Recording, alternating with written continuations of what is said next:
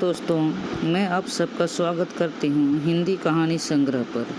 दोस्तों, आज आप सुन रहे हैं पंचतंत्र की कहानियों में से एक कहानी जिसका नाम है मित्रभेद। दोस्तों, यह कहानी आप पूरी सुनने के बाद आपको यह कहानी कैसी लगी यह ज़रूर कमेंट करें। हम कहानी शुरू करते हैं। दक्षिण के किसी जनपद में एक नगर था, महिलारों के। वहाँ वर्धमान नाम का एक वैश्य रहता था। उसने सदाचारपूर्वक काफ़ी धन कमाया था। एक रोज़ रात को सोते समय उसके मन में आया कि अपने पास कितनी भी धन संपत्ति हो, फिर भी धन की वृद्धि करने के लिए धनोपार्जन का सतत प्रयास करते रहना चाहिए। मित्र और बंधु बांधव सभी तक आत्मीयता दिखाते हैं।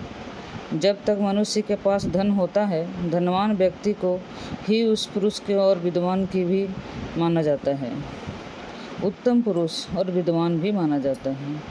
इसलिए बुद्धिमान व्यक्ति को निरंतर धन की वृद्धि के लिए उचित उपाय करते रहना चाहिए। उसने अंततः व्यापार करने का निश्चय कर लिया। अगले दिन से ही उसने व्यापार के लिए तैयारी आरंभ कर दी। उसने ढेर सारी ऐसी सामग्री खरीदी जो प्रदेश में अच्छे मूल्य पर बिक सके। एक दिन सारी सामग्री रथों पर लादकर वह व्यापारियों के एक दल के साथ मथुरा की ओर चल पड़ा। वर्धमान के रथ में उसके दो प्रिय बैल जुते थे। एक का नाम संजीवक था, दूसरे का नंदक। दोनों ही खूब हष्ट पुष्ट और बलिष्ठ थे। लेकिन यमुना नदी के पास जंगल के भीतर फैले दलदल में फंस जाने के कारण संजीवक सहसा जुआ तोड़कर गिर पड़ा। उसका एक पांव टूट जाने के कारण वह चलने में असमर्थ हो गया। वर्धमान संजीवक को बहुत चाहता था। उसकी पीड़ा से दुखी वह 3 रातों तक जंगल में ही पड़ा रहा। उसे आशा थी कि शायद कुछ संभल जाने पर संजीवक फिर चल सके। वर्धमान के साथी व्यापारियों ने उसे समझाया कि संजीवक के कारण सिंह, बाघ आदि वन्य पशु आसपास ही मंडराने लगे हैं।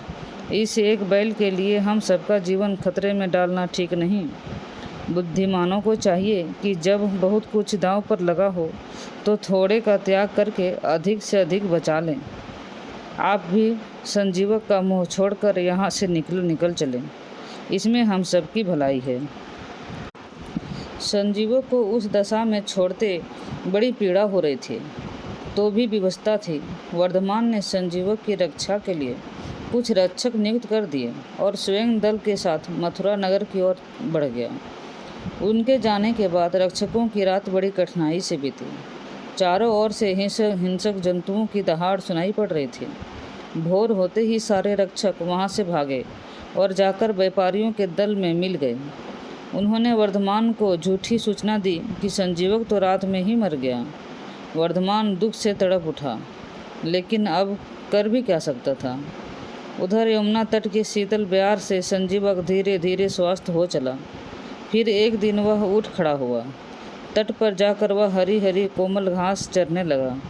शरीर में जान पड़ी और कुछ ही दिनों में वह स्वच्छतापूर्वक चरता खाता हुआ काफ़ी बलिष्ठ हो गया।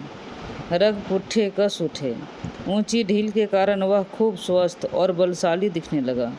अब वह पराया इधर उधर भटकता रहता और जोश में आकर शिखर को अपने भारी भरकम सींगों से चिरता सा जोर जोर से डकारता हुकारता रहता था।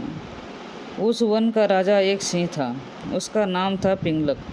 एक दिन पिंगलक पानी पीने के लिए यमुना तट पर पहुंचा ही था कि पास ही कहीं संजीवक का गंभीर गर्जन सुनाई पड़ा।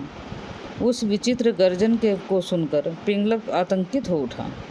व्याकुल होकर वह बिना पानी पिए ही लौट पड़ा और घने जंगल के बीच एक बट वृक्ष के नीचे छिप कर बैठ गया। सावधानी के लिए उसने अपने मित्रों, अमात्यों और बंधु बांधवों को अपने चारों ओर व्यूह बनाकर बैठा दिया, जिससे कोई अचानक सीधा उस पर आक्रमण न कर सके। पिंगलक का पहले एक श्रृंगाल मंत्री था। वह अब तो जीवित नहीं था, पर उसके 2 पुत्र थे, करकट और दमनक।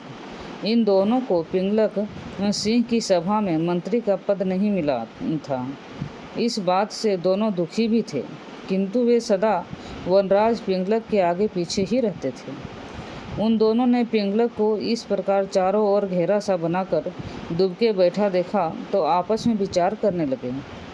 यार दमनक बोला, भाई करकट, हमारा स्वामी राजा पिंगलक प्यास से व्याकुल होकर यमुना तट पर पानी पीने गया था, लेकिन बिना पानी पिए ही एकाटक लौट आया और इस तरह व्यूह के बीच दुबक कर बैठा है। आखिर इसका क्या कारण हो सकता है? करकट ने खींच कर कहा, अरे होगा कुछ, वह जाने और उसकी मंत्री जाने।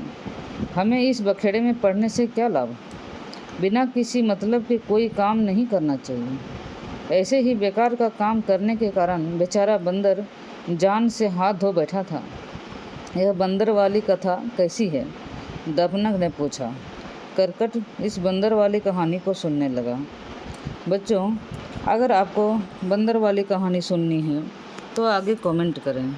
इसके आगे हम सुनाएंगे पंडित विष्णु शर्मा द्वारा लिखी पंचतंत्र की कहानी का दूसरा भाग।